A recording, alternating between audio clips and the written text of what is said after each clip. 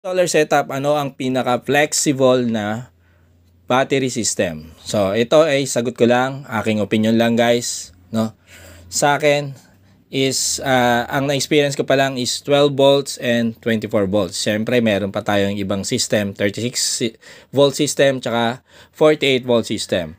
So, ito dahil nakapag 24 volt system na nga ako, nakagawa ko na yung 24 volt system natin.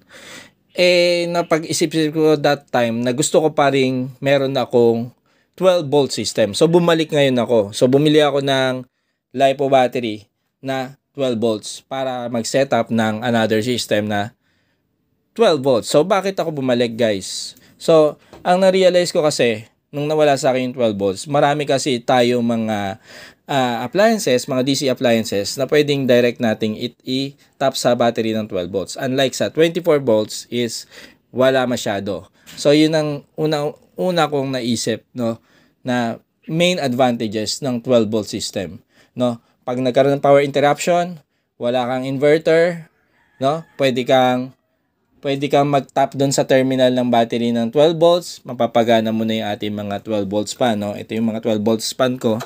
Ito pa, meron pa akong Inco na 12 volts fan, no? Pwede rin magsaksak dyan ng USB port.